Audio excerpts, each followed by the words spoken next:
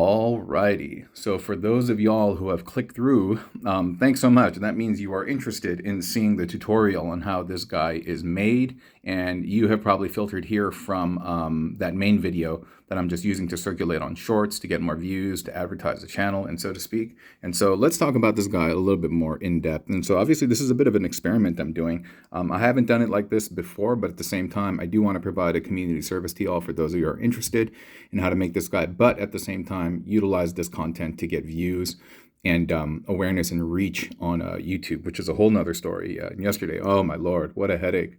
What a headache dealing with YouTube customer service. And it's not that they're bad people. It's they just didn't know what they were doing, and they just did not understand my problem. And really, it was a limitation of the platform. But another day, another day. Let's take a look at this guy. Okay. So we talked about them in the highlights. Like I said, grapey grape, grapey grape, and he looks beautiful. He looks beautiful.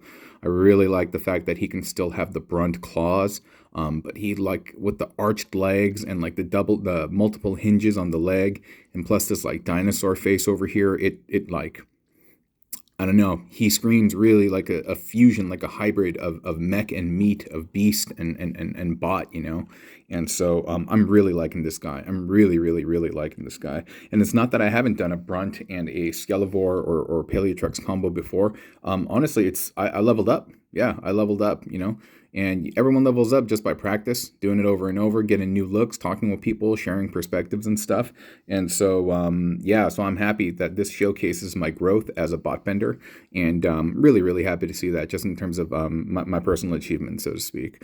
Okay, in terms of thought process, like, why'd I make this guy? Why'd I make this guy, right? And it's simple. Purple. That's what it is. Purple. It's simple as that, really. And yeah, so the criteria, sometimes it changes in terms of what I use. Think of it as like creative writing prompts. It's creative writing prompts kind of give you like guidelines in terms of what to write and how to write it, etc. Or maybe not how to write it, but what to write about. And so I give myself similar prompts as well. In this one, it's basically utilized 2 purple bots, using just 2 bots. That's the first one. Second one is 2 purple bots, so it fits the criteria here. Third one is use all the parts, and we are using all the parts here, so it fits. It satisfies the requirements of the criteria that I set up for myself. Then in terms of the building process, how do we go about doing this? Yeah, and this is really cool because, wait a minute, I thought I had this connected in more than one place, but I guess not. Okay, so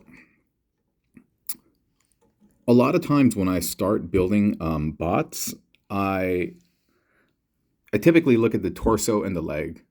The arms I can kind of fiddle with later, and so sometimes when you look in my build, you're like, hey, those have tiny arms, and that's the result of me kind of focusing on the torso and the legs first, and maybe that kind of reflects on where I work out the most. It's like I'm kind of like a leg guy, and so I put a lot of focus on legs, and so maybe that's why. But I figure if this thing is gonna stand and I'm gonna take pictures and stuff like that, it's like, yeah, I need to have the legs to be sturdy, right? And the legs, because of the waist connectors and how they look, I kind of need them to be able to play nice with that, with the torso. So the torso and the legs are kind of first, and they're almost together. But once you kind of have that identified and the waist and all that's going to work, that's typically where I start. So in terms of this guy over here, so I'm going to remove this dino face, and that dino face, see that port right there? That's just plugged into that chest peg that Brunt has.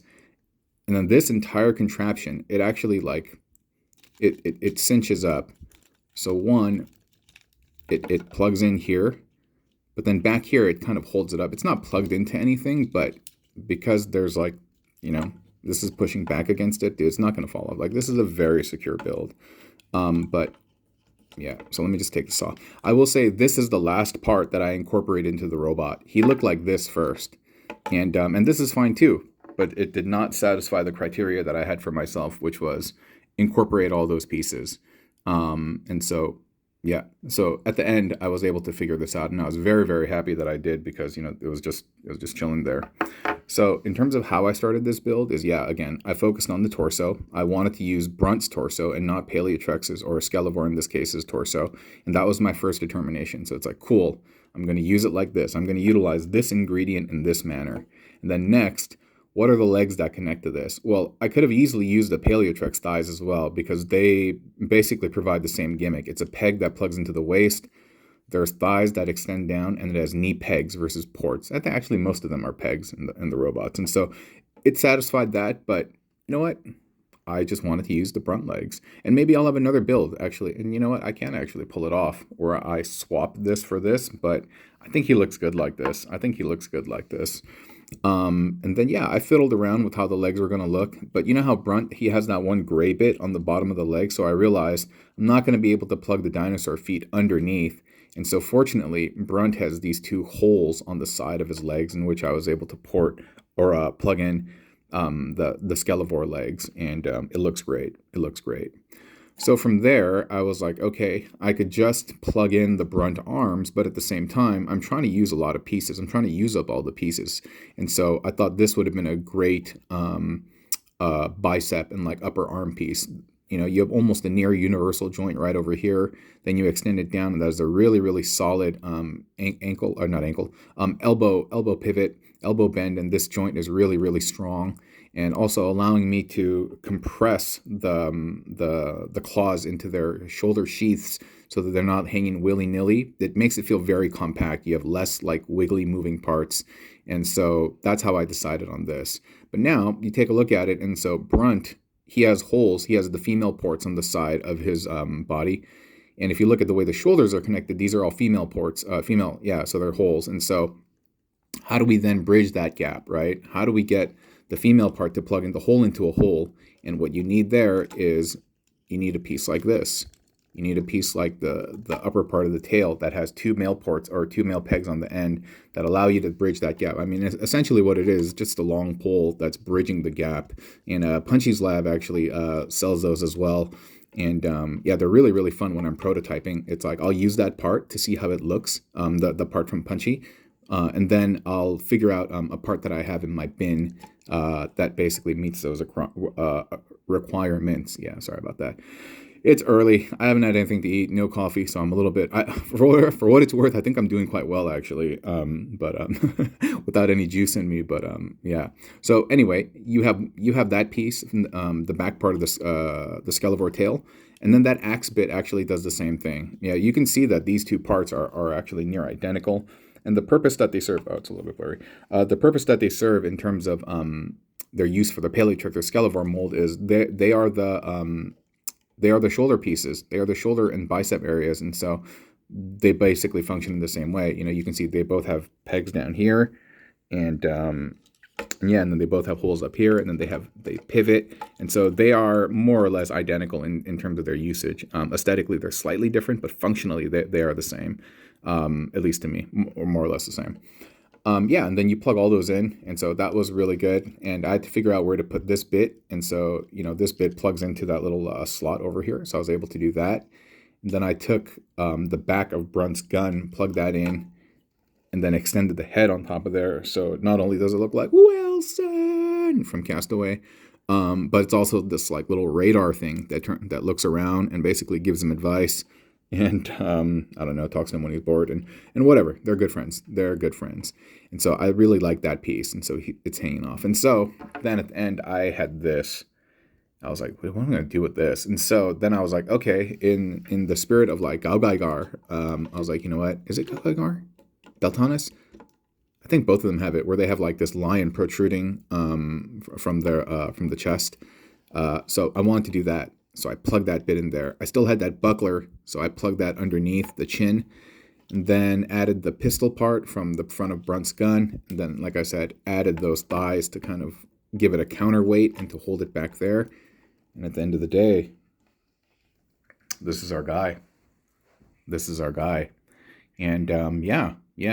So I hope this experiment that I'm going to conduct is going to work out. And what that experiment is YouTube, via the algorithms and the metrics, it has told me that my content is only successful when it's 1 minute or under. What I mean by successful, it's a number of views per hour or per day or whatever, given a period of time, And so what I mean by YouTube telling me that is my videos are only successful as much as YouTube chooses to promote them to its audience. Typically when people find my stuff, and again, I'm not trying to sound arrogant, it's like if you like Transformers and you're into arts and you're creative, you typically like my content. And again, I'm really, really, really thankful and grateful and humbled by everyone who converts, subscribes, and remains a watcher. However, when I make videos that are long, YouTube does not surface them to the algorithm. That's YouTube's silent way of telling me, bruh, for your content, it's way stickier when it's shorter. And therefore, I'm trying to get more views right now, not just for the sake of getting views or subscribers, but like I said, we're trying to make money. We're trying to make money for charity, right? And so that's one of the goals that I'm trying to achieve in this. And YouTube has told me subtly and indirectly through its, or even directly through its metrics that, yeah, my content fares better when it is 1 minute or under. But at the same time, we do have folks here. And you are one of them if you're watching this far and watching this second video that who like this stuff, who basically like seeing the tutorial and like hearing my thought process and going into this, and not just the final dish. You like seeing how the cooking happens, right? And so at the same time, I don't want to do a disservice to y'all who are here for that. Just because I'm chasing views and just trying to follow the algorithm. So therefore, I've created 2 videos. Yeah. Does it take a little bit extra time for me? Yeah, a little bit. But I mean, we'll see how it goes. We'll see how this one floats up in the metrics, or I mean, like how many people actually convert and watch this video. And if I see that the number is really, really low, because I'm going to leave this as unlisted and just put links in the description and community section. If I see that this is really low, then that also tells me that, okay, it may not be worth my time necessarily. It's all about ROI, return on investment. That investment of time, what are you going to get in return, and who is it for, how many people it's helping, etc. And so I have to be mindful of my time as well, because it's very limited. You know what I'm saying? And so thank you so much for watching this video, and thank you so much for always just tuning back in. And I can't say that enough. Yeah. So my gratitude, my peace, and my love, and my heart, everything. You know what I'm saying? Peace and love under the stars and skies above, friends. Y'all take care. Okay. Bye bye. I can't get the video to stop. Wait.